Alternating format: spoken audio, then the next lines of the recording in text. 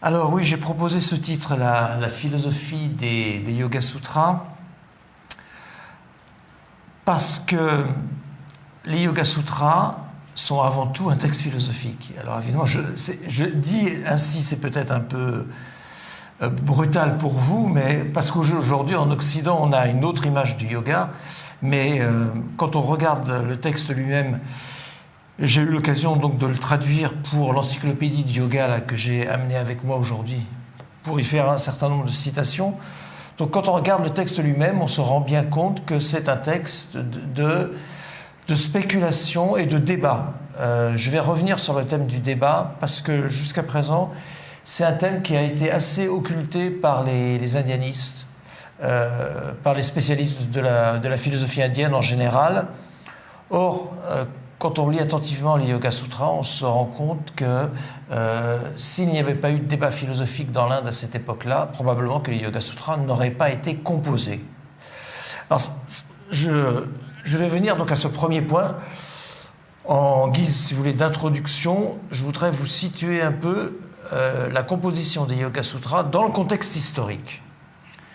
Cela, je n'aurais pas pu le faire probablement il y a 10 ans. Parce qu'il y a 10 ans, il y avait encore très peu d'éléments à notre disposition pour caractériser le contexte historique.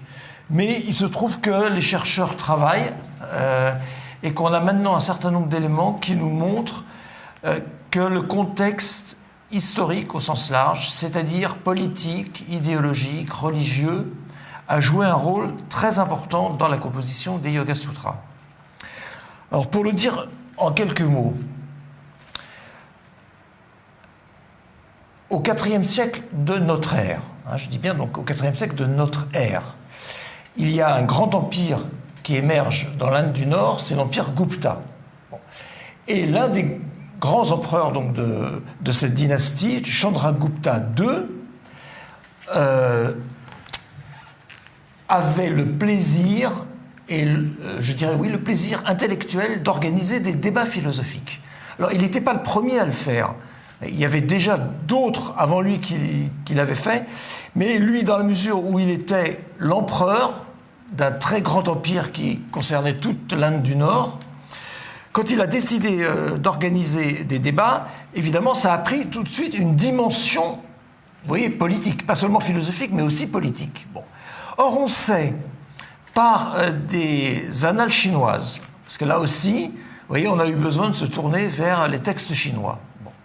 On sait par les textes chinois, parce qu'il y avait déjà des Chinois qui venaient en Inde à cette époque, qu'il y a eu un grand débat aux alentours de 380 de notre ère, donc, entre un bouddhiste qui s'appelait Buddhamitra et un philosophe du Samkhya qui s'appelait Vindhyavasina. Bon, je reviendrai sur le Samkhya si vous ne connaissez pas cette école. Donc ce débat organisé par Chandragupta II, on sait que c'est le philosophe Samkhya qui a emporté, donc qui a gagné ce débat. Et qu'est-ce que ça voulait dire être victorieux? Ça voulait dire non seulement qu'on en retirait une gloire personnelle, qu'on en retirait tout à l'heure, la personne qui parlait avant moi parlait de dakshina. Alors, il en a retiré aussi des dakshinas considérables, en pièces d'or, en bétail, mais son interlocuteur, donc son débatteur, le bouddhiste, lui a été condamné à être battu en place publique. C'est-à-dire que c'est ce que nous disent en tout cas les lettrés chinois, il a été battu publiquement parce qu'il avait perdu le débat, donc on considérait qu'il devait avoir une punition. Bon. Après cela, qu'est-ce qui s'est passé? Il se trouve que donc, on était à Ayodhya, donc dans l'Inde du Nord, et Buddhamitra appartenait à une école bouddhique qui s'appelle Sautrantika. Bon, c'est une école réaliste qui est fondée, bon, comme toutes les écoles, sur les dits du Bouddha, sur les paraboles du Bouddha, mais aussi c'est une école, je dirais, réaliste au sens où elle admet que le monde a une existence, ce qui n'est pas le cas de toutes les écoles bouddhistes. Bon. Et le grand maître, en fait, de cette école, qui était absent au moment du débat, quand il est revenu et qu'il a appris donc que son disciple, qui était son disciple, mais qui était très vieux, qui était âgé à cette époque, a été battu en place publique. Il a, disons, juré de se venger. Donc il a obtenu de Chandragupta qu'il organise un deuxième débat. Donc il y a eu un deuxième débat philosophique, et là c'était Vasubandhu, donc ce grand maître bouddhiste qui a participé. On ne sait pas qui avait de l'autre côté, c'était un autre philosophe du Samkhya, c'était pas Vindhyavasini, c'était un autre. Et là on sait qu'au moment du deuxième débat, c'est le bouddhiste qui a gagné. Bon. Et alors, il en a retiré tout de suite un prestige considérable, parce qu'il est devenu le conseiller particulier donc, de Chandragupta II. Il avait vraiment ses faveurs, il a même été le précepteur du fils de Chandragupta. Donc c'est pour vous dire que... Pourquoi est-ce que je vous dis tout ça? Pour vous montrer qu'on est au IVe siècle et qu'il y a une école philosophique qui est très importante, c'est le Samkhya. Elle est très importante parce qu'elle est liée au yoga. C'est pour ça que j'en parle, on va voir pourquoi. On sait que cette école, elle est souvent en débat avec le bouddhisme et que, comme je viens de vous le montrer, parfois elle gagne, parfois elle perd. Bon. Mais ce qu'il faut en retenir, c'est que puisque dans le second débat, le Samkhya a été battu, et visiblement, il n'y a pas eu d'autres débats organisés par la suite, en tout cas ce que nous disent les lettrés chinois. Mon hypothèse, quand j'ai travaillé donc, pour la traduction de ces Yoga Sutras, mon hypothèse est la suivante, c'est que des philosophes ont compris qu'il y avait des faiblesses dans le Samkhya et ils ont décidé de remédier aux faiblesses du Samkhya en tenant compte des objections du bouddhisme. Et pour faire les deux, mon hypothèse, c'est qu'ils ont composé les Yoga Sutras. C'est-à-dire que l'idée de composer les Yoga Sutras, parce que les Yoga Sutras ont été composés quand? Au début du 5e siècle. Puisque là, vous voyez, les deux débats dont je viens de parler, c'est fin 4e, donc c'est entre le début du 5e et le début du 6e. Voilà. C'est à peu près à la fourchette qu'on se donne, vous voyez. Elle peut vous paraître considérable, mais quelquefois les fourchettes sont beaucoup plus grandes pour certaines philosophies.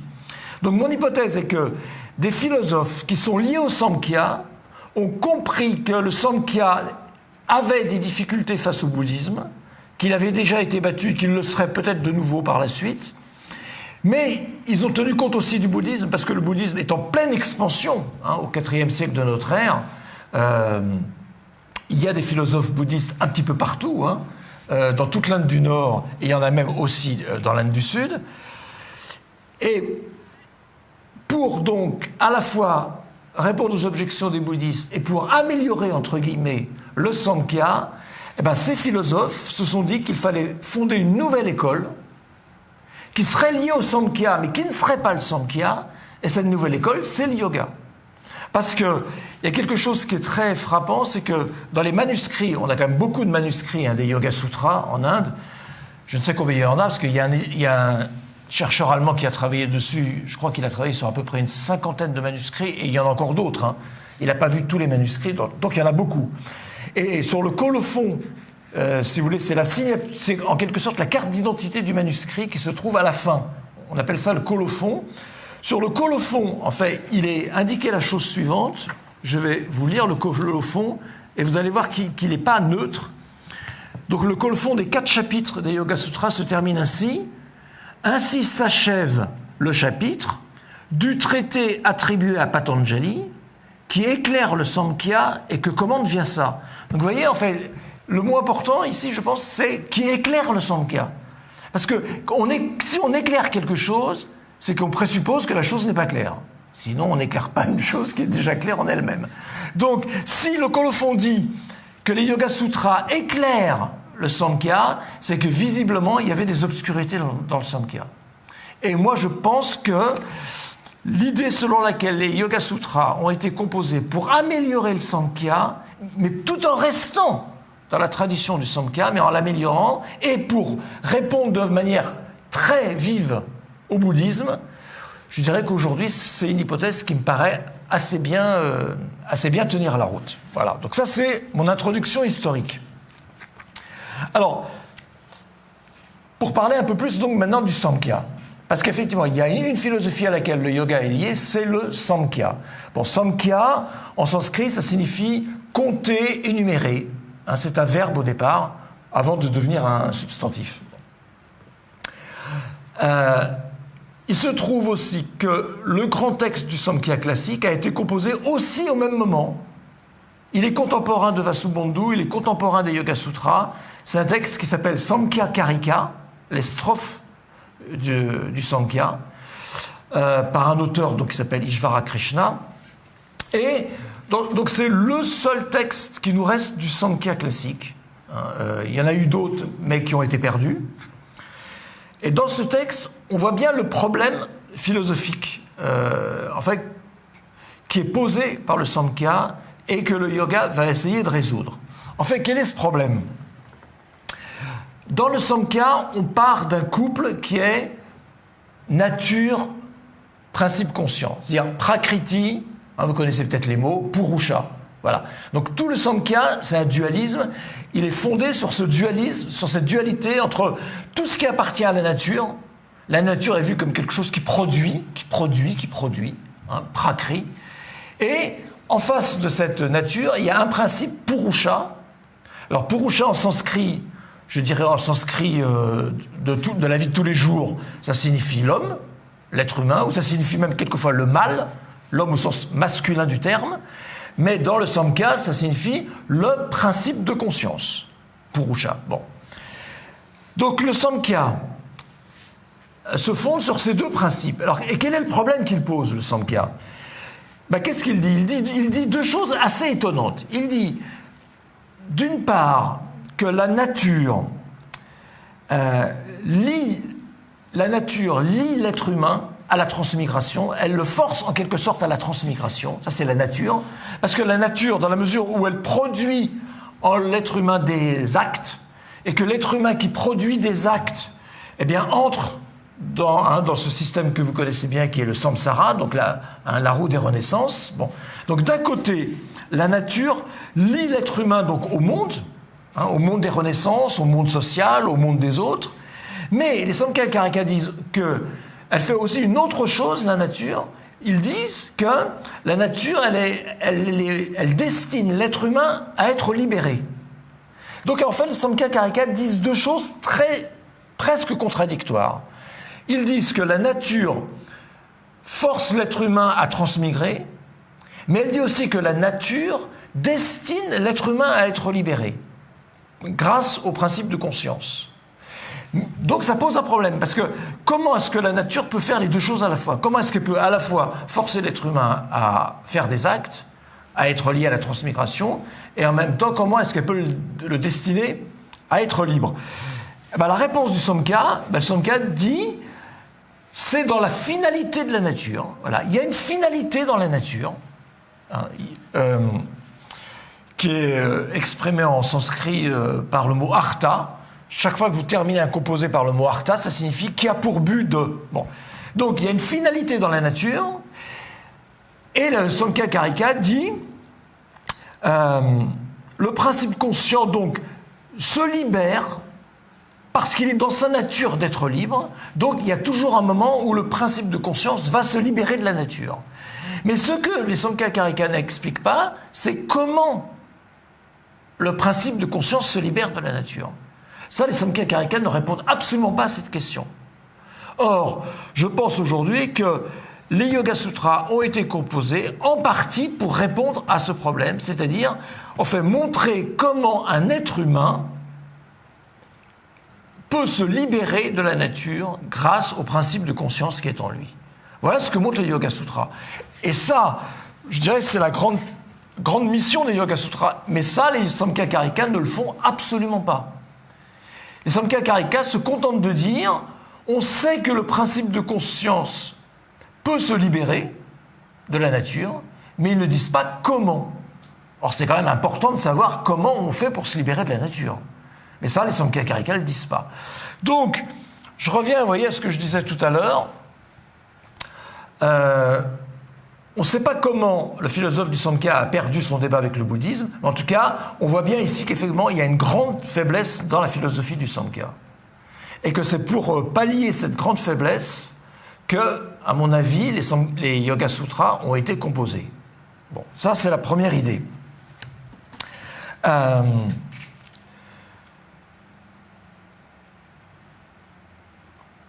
Alors, je vais essayer avec vous donc parce qu'il y a tellement de choses à dire sur les Yoga Sutras qu'évidemment, j'ai pas du tout la prétention de pouvoir tout dire en 1 heure, mais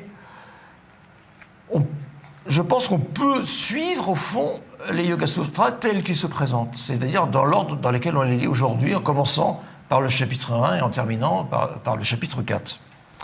Évidemment, il y a d'autres possibilités d'aborder de façon plus thématique, mais je me dis que c'est peut-être plus simple de commencer par le commencement. Bon. Alors, si les Yoga Sutras veulent montrer comment l'être humain peut se libérer, pour cela, il a manqué quelque chose aux Samkhya, c'est que les Samkhya n'ont pas un concept unitaire de l'être humain. C'est-à-dire que le Samkhya dit la nature produit en premier l'intelligence, buddhi. Et après, elle dit, après l'intelligence vient le moi, après le moi vient les organes d'essence. Bon. Mais le Samkhya Karika, vous voyez, énumère les différents constituants de l'être humain, mais les Samkhya Karika n'ont pas un seul concept qui présente l'être humain de façon unitaire, de façon unifiée. Et ça aussi, c'est la grande force des Yoga Sutras, c'est que eux, ils voient très bien où se trouve l'illusion. C'est-à-dire que si l'être humain doit se libérer d'une illusion, cette illusion, pour les Yoga Sutras, elle se situe dans le mental de l'être humain, c'est-à-dire chitta. Et en fait, le grand concept des Yoga Sutras, c'est le concept de mental, chitta. Et ce concept est totalement absent des Samkhya Karika. Vous voyez, le Samkhya ne connaît pas le concept de mental. Or, on va voir là aujourd'hui que on ne peut rien comprendre au Samkhya, on ne peut rien comprendre au Yoga Sutra si on ne comprend pas que tout vient du mental en l'être humain. C'est-à-dire que toutes nos confusions, elles sont dans notre mental, et si on veut se libérer, c'est en travaillant aussi sur le mental qu'on peut le faire. Donc, ça, je dirais que c'est la découverte des Yoga Sutras. Mais alors, là aussi, ce qui est amusant, tout à l'heure, je vous parlais des débats. Bon. On a la preuve, effectivement, que il n'y a pas que le Samkhya qui est en débat avec le bouddhisme, le yoga aussi, donc, en se constituant, il va être immédiatement en débat avec le bouddhisme. Pourquoi ? Parce que ce mot chitta, donc, qui est absent du Samkhya, en revanche, il est très présent dans le bouddhisme de Vasubandhu. Mais dans le bouddhisme, chitta signifie la conscience. Vous voyez ? Alors, qu'est-ce que vont faire les philosophes des Yoga Sutras ? Parce qu'on ne sait pas s'il y en a eu un ou s'il y en a plusieurs, peu importe. Hein. Donc, qu'est-ce qu'ils vont faire ? Ils vont emprunter le mot au bouddhisme et ils vont lui donner un tout autre sens. Et alors ça, c'est un procédé qui est courant dans l'Inde de cette époque. C'est-à-dire que qu'est-ce que font les philosophes quand ils débattent entre eux ? Ils ont trouvé que le meilleur moyen de déstabiliser l'adversaire, c'est de reprendre exactement son concept en lui donnant un sens complètement opposé. Donc les bouddhistes ont fait ça avec les brahmanes, et les philosophes du yoga vont faire ça avec le bouddhisme. Et là, le meilleur exemple, c'est chitta. Parce que dans le bouddhisme, chitta, il n'y a aucun doute, chez Vasubandhu, chez son demi-frère Asanga, c'est la conscience. Bon. Et dans le Yoga Sutra, ça ne peut pas signifier la conscience. Pourquoi ? Parce que la conscience, c'est le mot purusha, dont j'ai parlé tout à l'heure. Donc, le yoga, il a un concept pour conscience, c'est purusha. Donc, quand il prend chitta, c'est pour lui donner un sens complètement différent, c'est le sens de mental. Vous voyez, mental, psychisme, comme vous voulez, il y a plusieurs traductions possibles. Mais j'ai remarqué, parce que bon, en travaillant sur ma traduction, j'ai regardé aussi les autres, vous vous en doutez, on ne peut pas traduire sans regarder aussi ce qu'ont fait les autres. Et à mon sens, une des meilleures traductions de Chitta, c'est un Anglais, un Woods, qui l'a donné, il appelle ça mind stuff. Mind stuff, vous voyez, la matière mentale, mind stuff. Donc en français, matière mentale, c'est peut-être un petit peu lourd, donc moi j'ai dit simplement le mental. Hein. Mais il est clair que, voilà, tous les traducteurs sont à peu près d'accord pour dire qu'effectivement, Chitta, ça ne peut pas signifier la conscience. En tout cas, là-dessus, tout le monde est clair. Hein. Donc ça signifie autre chose que la conscience. Donc il faut partir du mental. Et en fait, quand on fait du yoga, je pense que c'est quand même une des premières choses qu'on apprend. Qu'on fasse de la méditation ou non, peu importe d'ailleurs, hein, tout le monde ne fait pas de la méditation. On peut faire du yoga sans faire de la méditation. Mais il est clair que quand on commence à faire du yoga, on se rend compte qu'on est habité par quelque chose qu'on appelle le mental. Dire que, voilà, bon, qu'est-ce qui nous occupe toute notre vie? C'est notre mental. Hein, on travaille avec notre mental, on est en relation avec notre mental, avec les autres. Notre mental, on dit aussi notre pensée. C'est en quelque sorte le cœur de l'être humain, le mental. Qu'est-ce qu'un être humain qui n'a plus de mental? On le voit bien, hein, c'est Alzheimer. Malheureusement, voilà, quand le mental commence à être perturbé, à souffrir, la personne, elle est coupée des autres, elle est coupée du monde, elle est finie. Elle n'est plus dans la même relation, et avec elle-même aussi, hein, parce que souvent... Alors, ce mot chitta, là aussi, il est étonnant de voir que, au fond, peu de gens sont intéressés à l'explication grammaticale du mot. Or, vous savez qu'en Inde, il y a une chose qui est sacrée, c'est la grammaire. On ne peut pas faire de sanskrit, on peut rien faire d'ailleurs sans grammaire. C'est très simple. Donc moi, j'ai commencé à faire de la grammaire sérieusement quand je suis allé en Inde. Or, ce mot, il vient de la racine chit. Chit qui signifie, alors là c'est difficile, éclairé. Alors c'est ce qu'on voit un petit peu partout, éclairé. Parce que chit, la racine chit, C-I-T, va donner deux mots. Chitti, qui est la conscience, qu'on trouve aussi dans les Yoga Sutras. Donc chitti est synonyme de purusha. Là donc chitti c'est la conscience, c'est du féminin, alors que purusha c'est un mot masculin. C'est le principe de conscience. Et l'autre mot, à partir de chit, c'est justement chitta, avec deux T, oui, C-I-2-T-A. Bon. Or, qu'est-ce que ça montre, ça, grammaticalement? Ça montre que si chitti, ça signifie la faculté d'éclairer, on peut dire que la conscience, c'est en quelque sorte la faculté d'éclairer l'être humain sur lui-même, sur les autres, bon.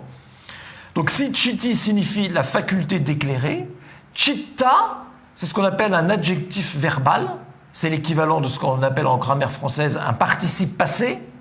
Donc chitta, ça signifie ce qui est éclairé. Obligatoirement, grammaticalement, ça ne peut pas signifier autre chose. Chitta, ça signifie ce qui est éclairé. Et qu'est-ce que montrent justement les Yoga Sutras? C'est que le mental est en permanence éclairé par le principe de conscience.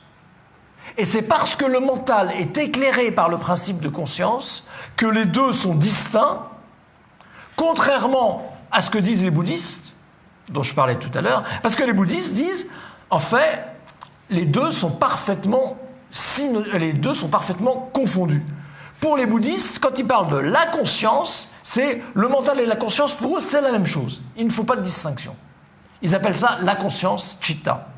Mais je viens de le voir, je viens de vous le montrer, dans les Yoga Sutras, chitta ne peut pas signifier la même chose. Et c'est très important que chitta signifie ce qui est éclairé.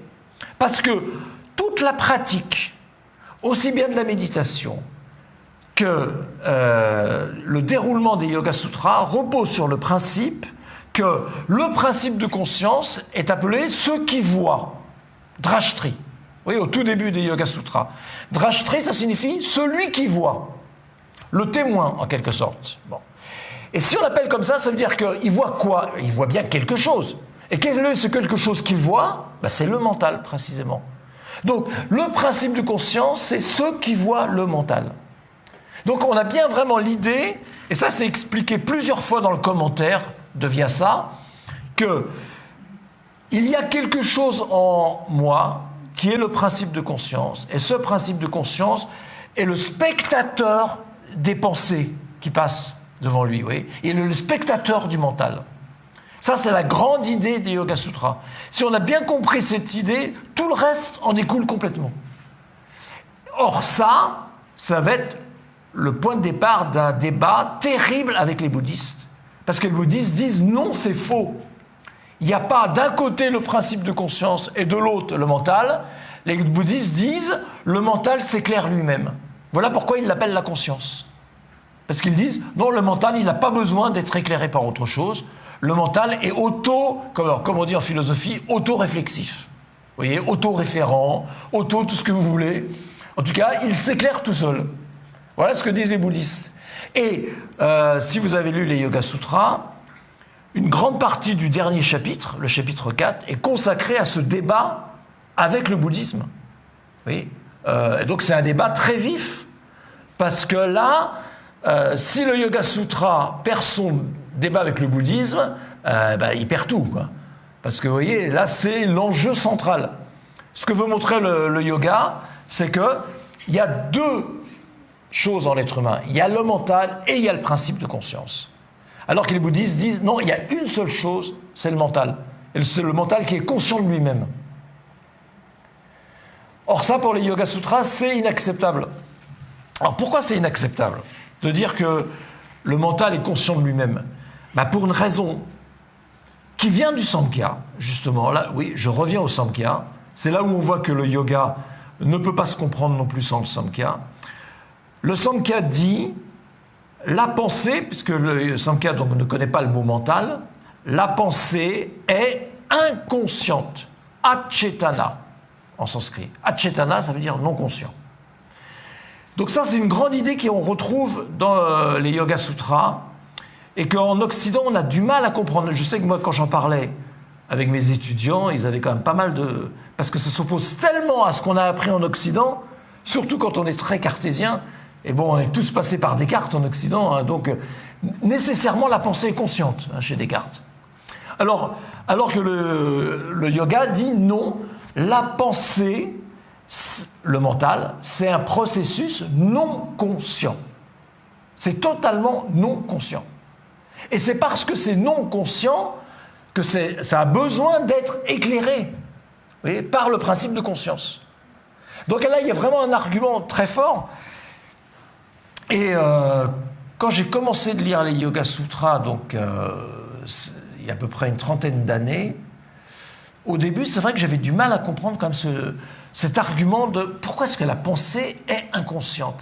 Et en fait, plus j'y ai réfléchi, plus je me suis dit qu'effectivement le yoga a complètement raison. Enfin, même maintenant, je n'ai plus aucun doute sur le fait que la pensée est totalement inconsciente. Alors pourquoi ? Parce que on a la réponse à la fois dans la Bhagavad Gita, dont j'avais parlé la dernière fois, et dans les Yoga Sutras. En fait, qu'est-ce qui nous fait croire que la pensée est consciente ? Globalement, c'est parce que nous nous approprions nos pensées. Par exemple, je dis « je pense que ». Donc là, je m'approprie ma pensée, je dis « je pense que ». Donc, comme nous nous approprions nos pensées, nous croyons évidemment que nous sommes l'auteur de nos pensées. Or, les Yoga Sutras disent, mais pas du tout, on ne peut pas être l'auteur de nos pensées. Parce que la pensée, c'est quelque chose qui vient à nous. La pensée, c'est pas quelque chose qui vient de nous, c'est quelque chose qui vient à nous, ce qui est complètement différent. C'est-à-dire qu'on voit bien que dans la journée, ça a dû vous arriver aussi, on est quand même traversé par plein de pensées. Et je pense que je ne suis pas le seul, vous devez le faire la même chose que moi. Il y a des pensées, là c'est le moi qui intervient, il y a des pensées qu'on n'aime pas, qu'on juge inintéressantes, donc on les met de côté, on dit bon, ça c'est vraiment pas intéressant. Puis on fait le tri. Chacun fait son petit tri, sa petite cuisine. Puis on garde les pensées qui nous valorisent, qui vont déjà dans le sens de ce que l'on pense, parce qu'on est quand même des gens qui aiment bien les habitudes. Donc on fait tout ce qui va dans le sens déjà de ce qu'on pense, on le garde. Tout ce qui s'oppose à ce qu'on pense, on le met de côté. Et peu à peu, comme ça, à force de se faire cette petite cuisine, on se dit, oui, en fait, les pensées, elles viennent de moi. En réalité, les pensées, elles viennent pas du tout de moi. C'est le moi qui fait en sorte, ça c'est la grande illusion du moi, c'est le moi qui fait en sorte que je me crois l'auteur des pensées. En fait, le moi, il est très important. Et le moi, dans les Yoga Sutras, s'appelle asmita. Et on l'appelle un klesha, un affect, que je traduis moi par affect. Asmita, ça signifie en sanskrit le fait de dire je suis. Asmita, le fait de dire je suis. Donc c'est une autre façon de parler du moi. Bon, parce que le moi, il dit tout le temps je suis, je suis, je suis. Bon. Et les Yoga Sutras montrent bien que le moi, c'est un affect. Ce mot affect, klesha, c'est un mot très fort. Ça veut dire quoi? Ça veut dire qu'il modifie des pensées qui peuvent m'arriver en leur donnant une espèce de coloration. Alors, ça peut être une coloration négative, une coloration positive, une coloration émotive, différents types de colorations. Mais le moi, qu'est-ce qu'il fait? Le moi, il fait que mes pensées, j'y tiens comme si c'était mes propriétés. Non, en réalité, si on y réfléchit 2 secondes, c'est complètement idiot, cet argument. La pensée n'appartient à personne. Surtout pas au moi. Vous voyez, ça c'est un argument, là aussi il m'a fallu des années enfin pour comprendre cet argument. L'idée simplement que la pensée, c'est quelque chose qui se passe en moi, mais qui ne m'appartient pas. Mais c'est quand j'ai fait le petit tri dont je parlais tout à l'heure, quand j'ai fait ma cuisine, que je crois qu'il y a des pensées qui m'appartiennent et qu'il y en a d'autres qui n'ont pas d'intérêt. Mais en réalité, ça ne change rien au fait que le mental n'appartient pas à l'être humain. C'est quelque chose qui lui arrive, et des pensées, on en a tout le temps, toute la journée, et pas seulement la journée, comme vous le savez, on en a même dans nos rêves, parce que nos rêves continuent, en fait, d'être nourris par le mental. Donc, en fait, ils n'arrêtent pas le mental de nous envoyer comme ça des pensées. Mais la pire illusion, au fond, c'est de croire, c'est ce que dit la Bhagavad Gita, de croire que je suis l'auteur des pensées. Ben non, je ne suis pas l'auteur des pensées. Oui. Donc là, il y a vraiment une passerelle intéressante, vous voyez, entre les Yoga Sutras et la Bhagavad Gita, qui donne exactement la même idée, alors que la Bhagavad Gita précède les Yoga Sutras, en tout cas de plusieurs siècles. Alors là aussi, tous les indianistes ne sont pas d'accord. Moi, j'ai tendance à penser que les Bhagavad Gita, c'est le 2e siècle avant notre ère. Mais même si on pensait que la Bhagavad Gita est du 2e siècle de notre ère, elle serait au moins 3 siècles avant les Yoga Sutras. Donc, on se rend compte aussi, en lisant les Yoga Sutras, que les philosophes qui les ont composés connaissaient la Bhagavad Gita. Ça, c'est à peu près certain. Alors,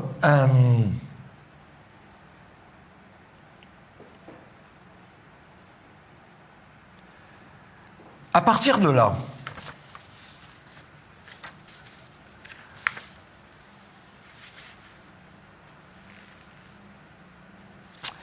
donc puisque le mental est le lieu du problème que doit résoudre le yoga,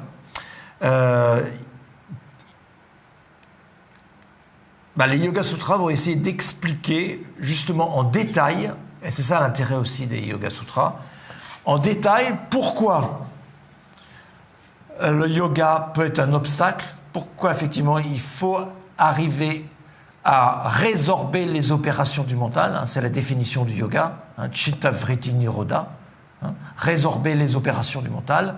Mais non seulement il faut faire ça, mais effectivement il faut ensuite suivre un certain chemin qui est décrit très bien à la fois dans le chapitre 1 et dans les chapitres 2 et 3. Alors je vais revenir là-dessus, parce qu'on va voir que ce n'est pas exactement le même chemin.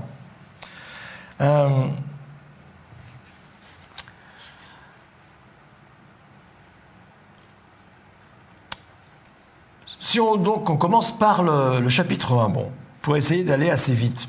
On voit que le commentateur des Yoga Sutras, via ça, pour faire comprendre ce qu'est le mental, il utilise une première comparaison avec le fer élément. Il dit, de même que l'aimant attire le fer, donc ça c'est son idée, de même le mental attire le principe conscient.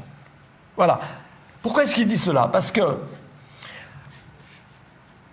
les Yoga Sutras aussi, ils ont un problème à résoudre. C'est pas le même que le Samkhya, mais ils en ont un autre aussi à résoudre. C'est que si effectivement le mental et le principe conscient sont bien séparés, comme le pense le yoga, comment se fait-il que pour la majorité des gens, et pour les bouddhistes, en plus, les deux ne paraissent pas séparés. Comment se fait-il, en fait, qu'on a l'impression que la pensée est quelque chose de conscient, hein, que je peux m'attribuer, dont je suis l'origine. Donc ça, c'est le grand problème du yoga.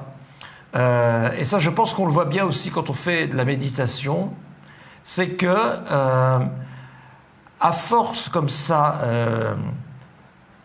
de regarder les pensées passer comme ça, en quelque sorte, devant le principe de conscience, il y a un moment où, en quelque sorte, on a presque la tentation de se projeter dans ces pensées, en fait, de se projeter dans ce mental. Donc, en fait, l'être humain, il a un problème, c'est qu'il tend naturellement à confondre le mental et le principe de conscience. Parce qu'en fait, naturellement, on a tendance à projeter le principe de conscience. Et là, Vyasa l'explique bien, il dit, mais c'est comme le fer-élément. Voilà. Le mental, c'est comme un aimant qui attire le principe de conscience qui est du fer. Et il ne peut pas faire autrement. Donc, qu'est-ce qui se passe? L'aimant attire le fer, donc le mental attire le principe de conscience, et le résultat, c'est « je pense ». Je dis « je pense ». Alors que normalement, je ne devrais pas dire « je pense ». Je devrais dire quoi? Je devrais dire « il y a des pensées en moi ». Ouais, mais personne ne dit « il y a des pensées en moi ». Hein? Tout le monde dit « je pense ». Et en français, en allemand, en anglais, etc. Mais ça, c'est très intéressant.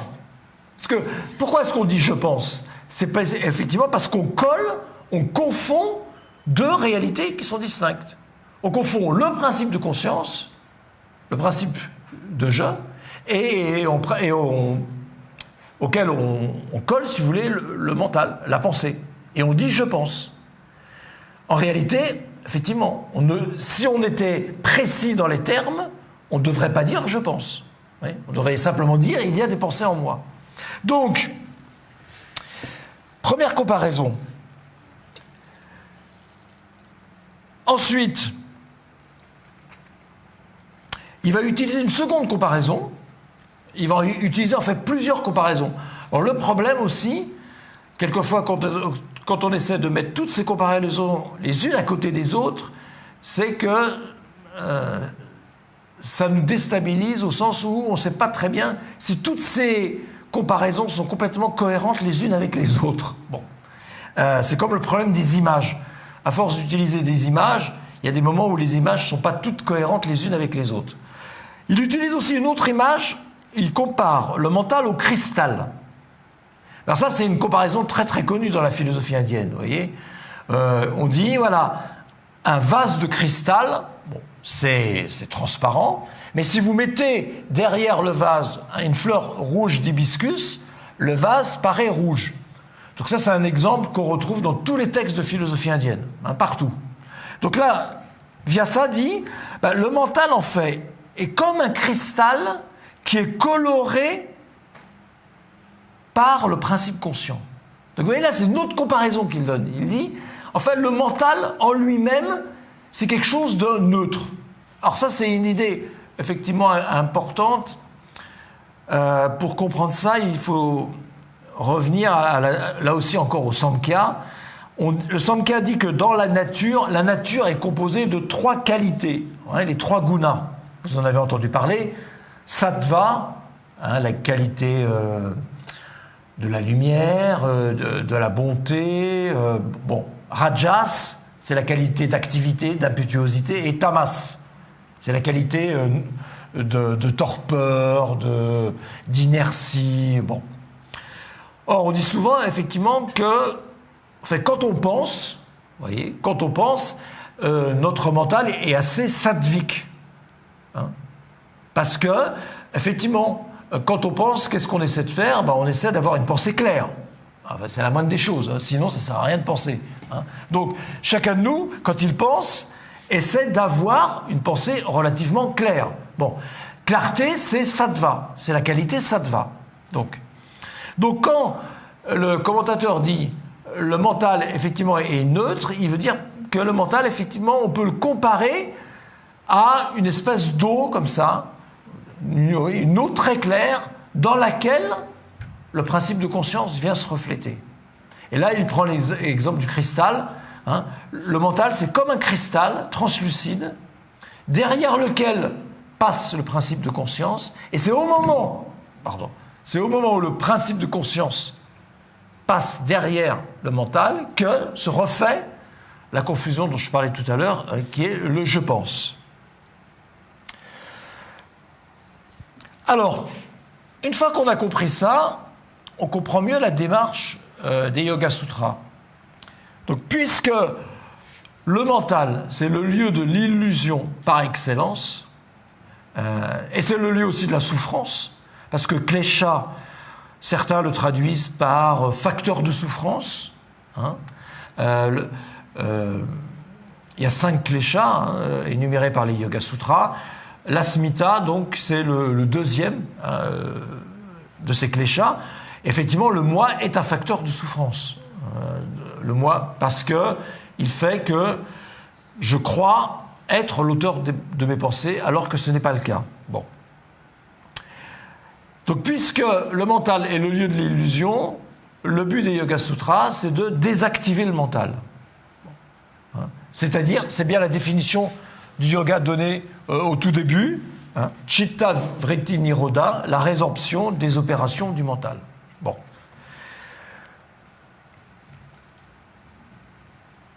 Et alors, comment désactiver le mental? Alors, on va voir que là, en fait, il va y avoir 2 réponses très différentes données par les Yoga Sutras. Bon. Dans le chapitre 1, il y a 2 moyens qui sont énumérés et qui viennent de la Bhagavad Gita.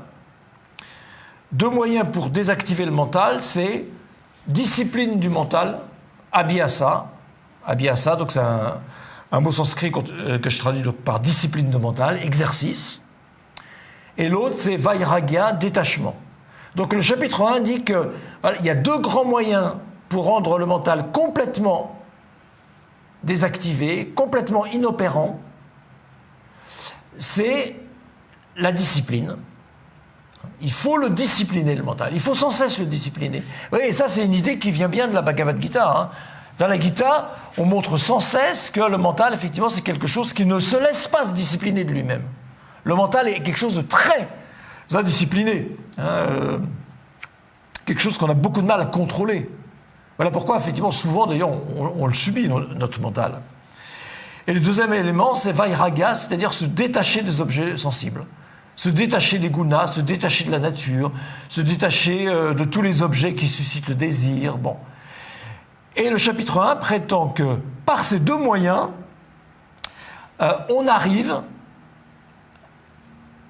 à ce que le chapitre 1 appelle l'absorption sans germe. Hein. Abhijja Samadhi. Abhijja Samadhi, c'est la forme suprême du samadhi. Hein. C'est-à-dire l'absorption, mais sans germe, c'est-à-dire qu'il n'y a même plus aucune activité mentale, il n'y a même plus d'empreinte mentale, samskara. Hein. Le mental est comme, le commentaire dit bien d'ailleurs, il est comme inexistant. Il n'est pas inexistant, mais il est comme inexistant. Voilà.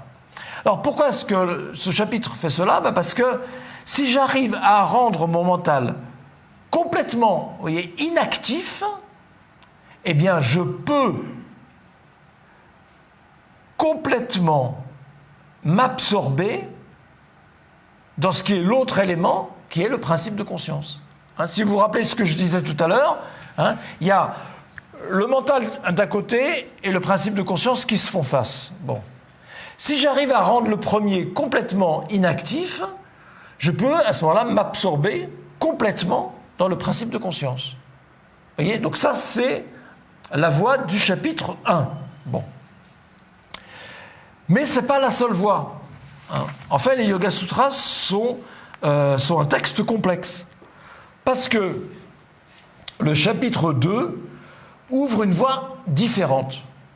Ce n'est pas du tout la même voie. Parce que d'abord, le chapitre 2 commence par un composé qui est Kriya Yoga. Kriya Yoga, c'est-à-dire le yoga de l'action. Mais ça, le yoga de l'action, c'est exactement le contraire de ce qui est fait dans le chapitre 1. Dans le chapitre 1, on tourne complètement le dos au yoga de l'action, puisqu'on est dans la résorption, nirodha. C'est le contraire de l'action. Hein. On résorbe. Il y en a qui traduisent ça même par cessation. Hein. Bon. Pourquoi le commentateur est très intéressant, ce qu'il dit. Pourquoi il dit, eh bien, visiblement, il y a des ascètes, yogin, je le traduis par ascète, bon, on pourrait dire simplement des yogis.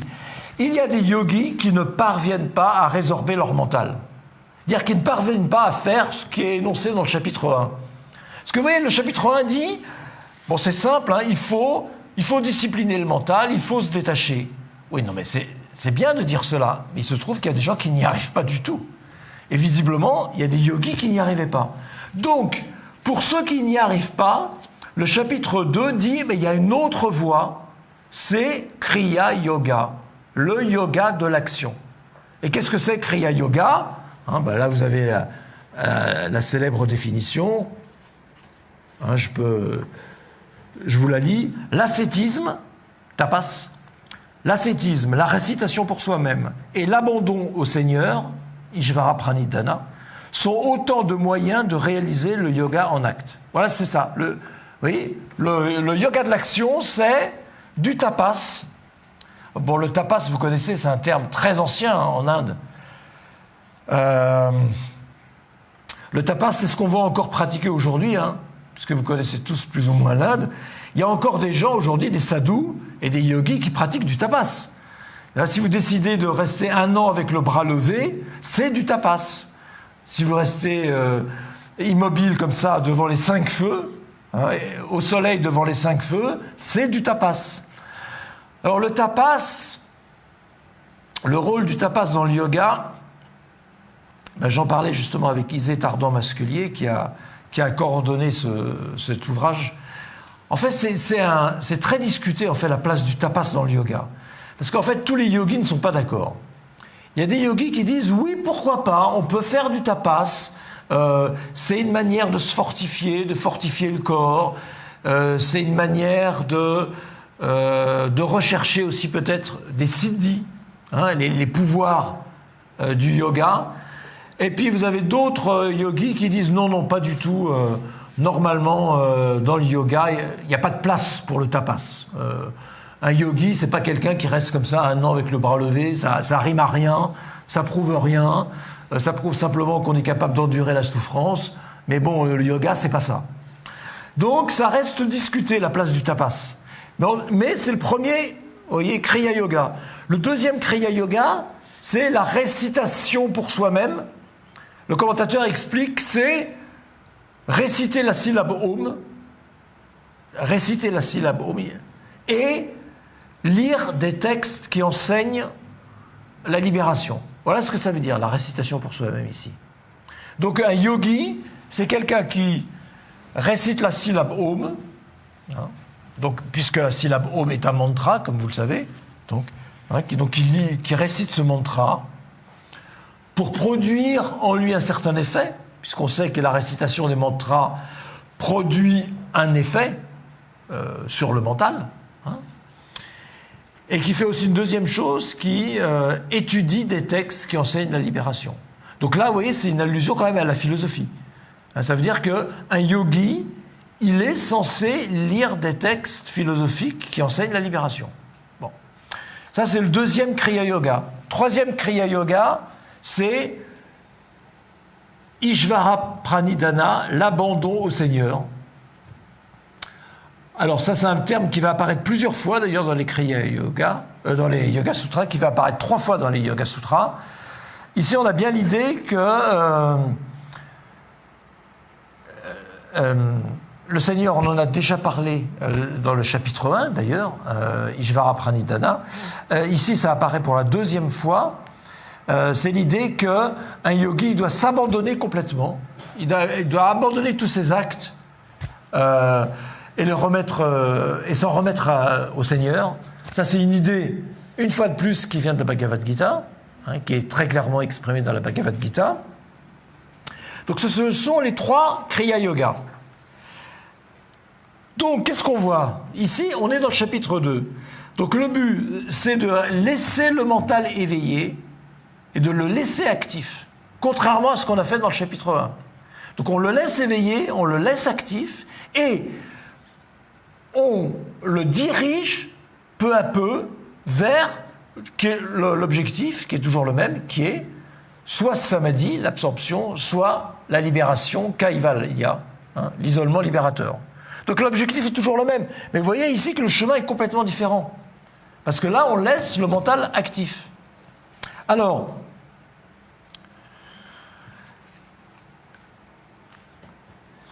je vous lis juste, vous voyez, le tout début du chapitre 2. Et cela, donc, réaliser donc, le yoga en acte, dans la perspective de réaliser l'absorption. Donc l'absorption, c'est toujours samadhi. Donc l'objectif, c'est toujours réaliser l'absorption et affaiblir les affects. Klesha. Klesha tanukarana. Donc affaiblir les affects. Donc ce que montre ici les Yoga Sutras, c'est qu'on a affaire effectivement à un autre yogi. C'est un autre yogi, c'est pas le yogi du chapitre 1, c'est un yogi qui n'est pas capable de résorber son mental, donc qui garde son mental actif, mais qui va trouver une manière de le conduire comme ça, progressivement, vers l'état de samadhi. Et au-delà de l'état de samadhi, vers l'isolement libérateur, kaivalya. Alors, la question c'est comment ? Ça, c'est justement tout le but des chapitres 2. Alors voilà, je vais très vite, évidemment, parce que j'ai pas beaucoup de temps. On vous dit, par exemple, que pour arriver à l'absorption, il faut affaiblir les affects. Alors comment est-ce qu'on les affaiblit, les affects ? Il y a plusieurs manières. Il y a une manière, il dit, en 2.11, donc aphorisme 11 du chapitre 2, par la méditation, dhyana. Donc là, les Yoga Sutras disent, la méditation, dhyana, c'est une façon d'affaiblir les affects. Puisque dans la méditation, en quelque sorte, je ne me laisse plus affecter par rien. Qu'est-ce que ça signifie ? Méditer, c'est ne plus se laisser affecter par rien. C'est en ce sens-là que j'affaiblis tous les affects. Mais il y a un autre moyen qui est beaucoup plus important, qui est énoncé dans le chapitre 2. C'est un composé qu'on voit plusieurs fois dans les Yoga Sutras. C'est ce qu'ils appellent le discernement absolu. Viveka kyati. Alors, qu'est-ce que c'est que le discernement absolu ? C'est un acte mental, c'est bien un acte mental, il n'y a pas de doute là-dessus, le commentaire le dit bien. C'est un acte mental par lequel je comprends que le mental et le principe de conscience sont différents. Voilà ce qu'on appelle le discernement absolu. C'est-à-dire que j'ai quand même besoin du mental, alors c'est ça qui est très étonnant dans les Yoga Sutras, c'est que j'ai besoin du mental pour me libérer du mental. Vous voyez, ça c'est symptomatique mais c'est symptomatique de la tradition du yoga. C'est-à-dire que je ne peux pas sauter par-dessus le mental. Vous voyez, comment je ferais pour sauter par-dessus mon mental ? Mon mental, c'est moi, mon mental, en quelque sorte. Donc je ne peux pas sauter par-dessus moi. Ça n'a pas de sens. Donc j'ai besoin du mental pour me libérer du mental. Au fond, c'est logique. Parce que le discernement absolu, c'est un acte mental. Mais c'est un acte mental très particulier par lequel je comprends que le mental, ce n'est pas moi. Moi, qu'est-ce qui me constitue vraiment ? C'est le principe de conscience. C'est ça qui me constitue. C'est ça qui fait mon humanité.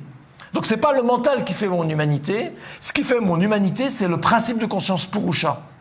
Mais ça, pour le savoir, j'ai besoin d'un acte mental. Parce que quand vous dites « je sais »,« je connais », qu'est-ce que c'est ? C'est des verbes. Savoir, connaître, c'est des verbes mentaux. C'est des verbes qui désignent une activité mentale. Donc je suis toujours dans le mental, qu'on le veuille ou non.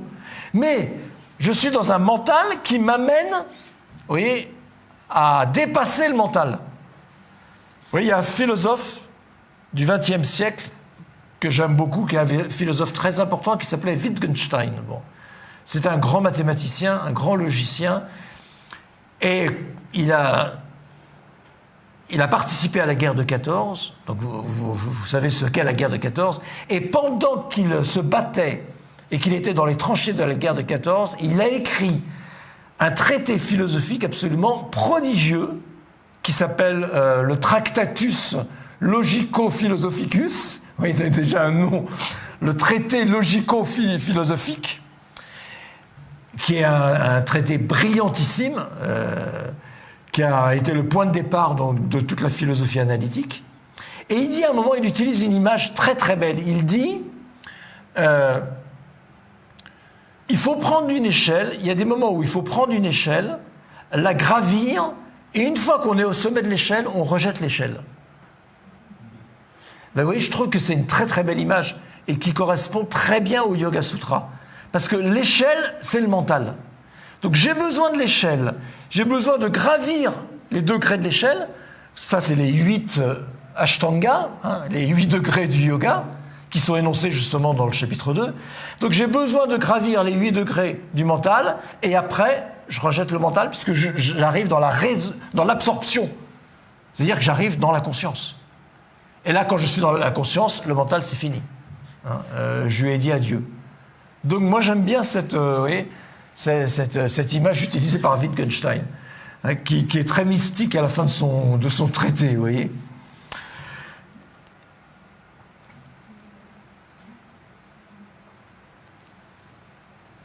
Et donc, c'est dans ce chapitre, comme je le disais, qu'apparaît la doctrine la plus célèbre, peut-être, des Yoga Sutras, la doctrine des 8 degrés du yoga, que vous connaissez, Yama, Niyama, Asana, Pranayama, Pratyahara, Dhyana, Samadhi. Je n'ai pas oublié. Dharana, merci, voilà. Pratyahara, Dharana, Dhyana, Samadhi. Voilà, parce qu'il y en a quand même 8. En fait, elle est très célèbre, cette doctrine, mais ce n'est pas nécessairement la doctrine la plus importante des Yoga Sutras. Alors c'est vrai, il est vrai qu'elle commande toute une pratique. C'est pas un hasard si en Occident on l'a retenue, parce que, au fond, quand on est professeur de yoga, je pense que c'est une doctrine qui est assez facile à utiliser pour mettre en quelque sorte des Occidentaux, vous voyez, dans le bain du yoga. Enfin, bon. Mais, enfin, moi, ce qui m'étonne quand même beaucoup, c'est que j'ai jamais entendu beaucoup de professeurs parler de Yama Niyama. C'est quand même important, parce que ça commence quand même par ça, Yama Niyama. Donc, et dans les Yama Niyama, il y a Ahimsa, par exemple. Vous voyez ? Donc, si on commence par Yama Niyama, c'est quand même par hasard. Ça veut dire qu'en principe, vous n'êtes pas digne de faire du yoga si vous n'avez pas gravi ces 2 échelons de Yama Niyama. Mais moi, j'ai fait beaucoup de yoga avec des gens qui n'en parlaient jamais. C'est-à-dire qu'ils faisaient comme si, je sais pas, comme si c'était bien connu. Bah non, on fait pas comme si c'était accepté. Parce que se débarrasser, par exemple, de la violence, bah c'est pas en claquant des doigts qu'on dit ah bah ça y est, demain, ça y est, je suis un non-violent. Non, c'est pas comme ça que ça se fait. Donc là aussi, on est dans la discipline personnelle.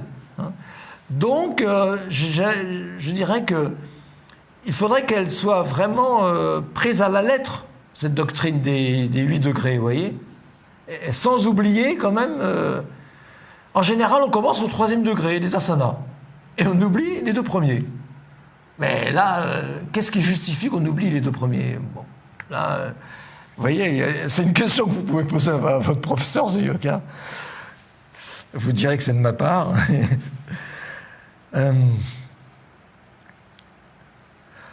Donc, qu'est-ce qui se passe dans le chapitre 2 ?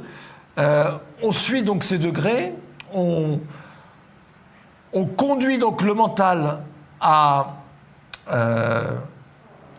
je dirais, à s'absorber dans des objets de plus en plus subtils, jusqu'à ce que finalement, il arrive à l'isolement libérateur, Kaivalya. Et là, on est déjà, vous voyez, dans le chapitre 3, parce qu'au fait, on a remarqué que les chapitres 2 et 3 vont ensemble, c'est vrai. Les chapitres 2 et 3 vont ensemble. Le chapitre 1, on peut le lire comme un traité indépendant. Allez, on pourrait complètement le lire comme un traité indépendant. On pourrait le sortir des Yoga Sutras et dire, ben voilà, pour moi, les Yoga Sutras, c'est uniquement le chapitre 1, un point c'est tout.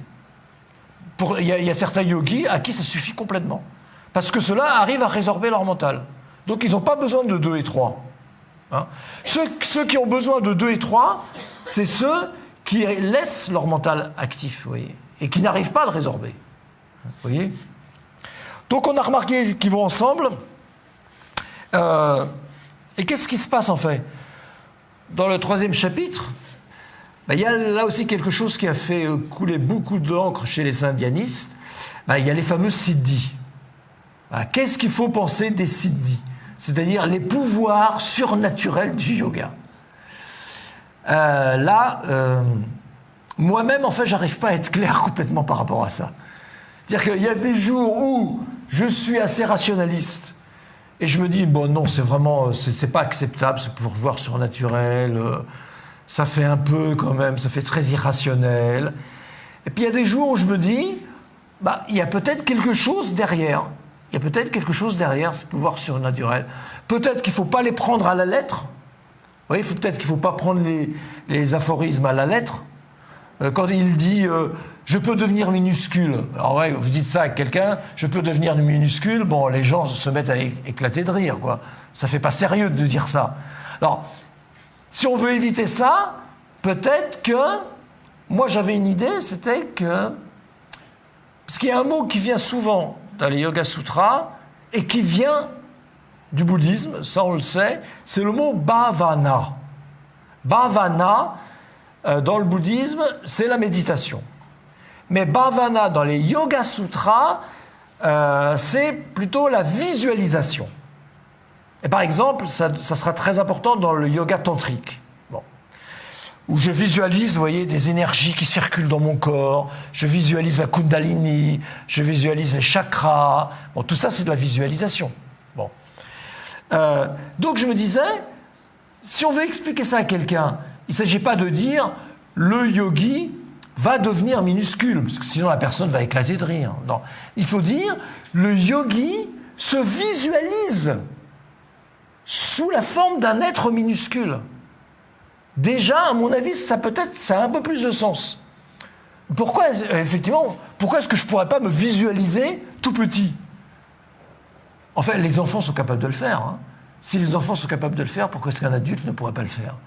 Parce que vous dites ça à un enfant, je dis, il n'y a pas de problème, quoi. Pour un enfant, c'est fastoche hein, de se visualiser tout petit, de se visualiser en train de voler dans les airs. Ça ne pose pas un problème. Donc, ça pourrait être une méthode. Donc, moi, je prendrais les siddhis comme une façon de pousser la visualisation jusqu'à son extrême. Jusqu'où puis-je aller dans ma visualisation ? Je peux me visualiser en train de voler dans les airs, je peux me visualiser tout petit, je peux me visualiser en train de marcher sur l'eau.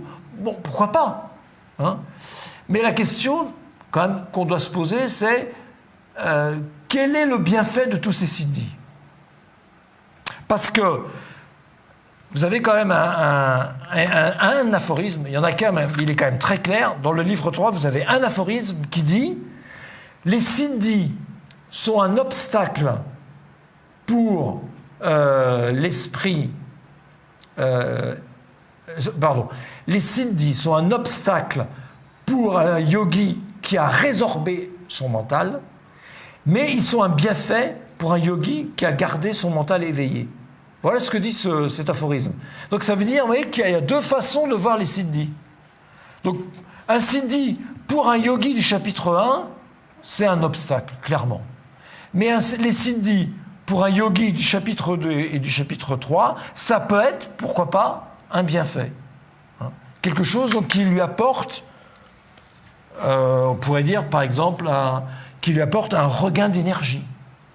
Vous voyez ? Parce qu'on peut supposer qu'un yogi qui visualise des énergies qui circulent dans son corps, il en retire un regain d'énergie. Vous voyez ? Donc ces visualisations, elles ont aussi un objectif physique.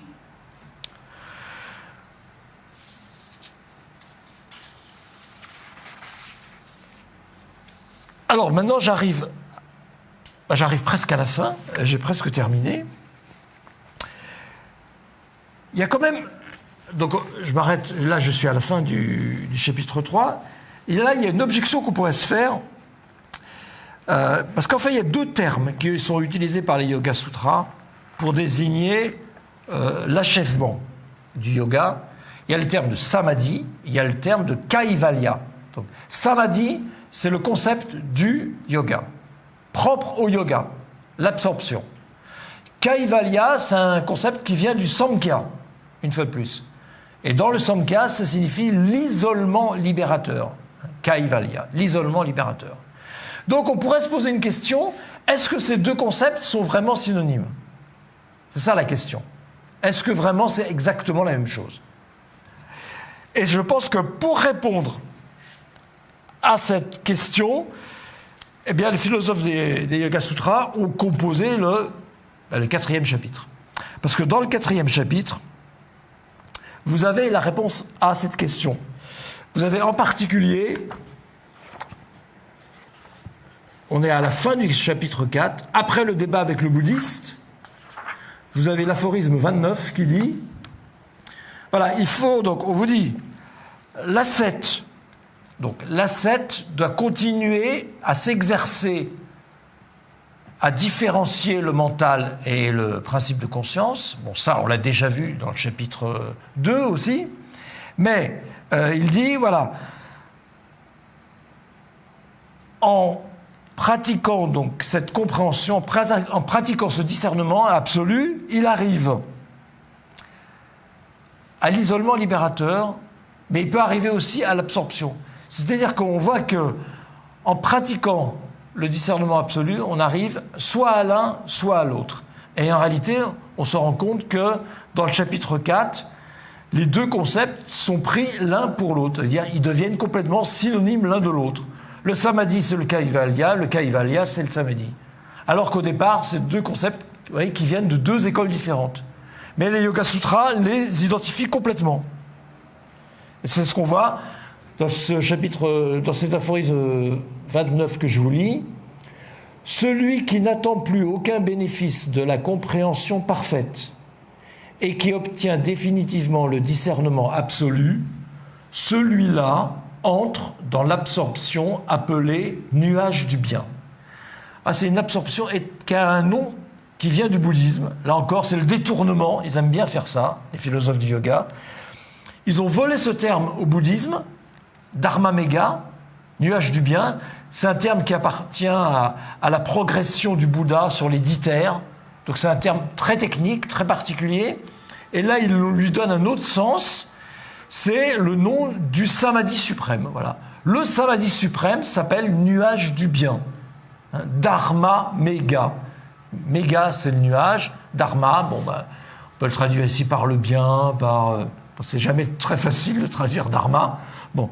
En tout cas, ici, on voit bien que les deux termes, en fait, et il dit un peu plus loin,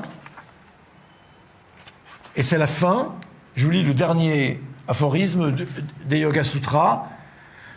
Voilà ce qu'est l'isolement libérateur, la régression des qualités une fois dégagée d'un but à remplir à l'égard du principe conscient, ça veut dire la régression de la nature, elle disparaît, ou bien encore la capacité de la conscience qui réside en sa forme propre. Donc on voit bien ici que l'isolement libérateur et le samadhi d'avant, en fait, sont complètement synonymes l'un avec l'autre. Et donc c'est comme ça qu'on arrive à répondre à cette objection des Yoga Sutras. Bon, alors je suis allé un petit peu vite, je vous ai donné une idée comme ça assez progressive donc des 4 chapitres. Je m'arrête ici, je ne sais pas si vous avez des questions.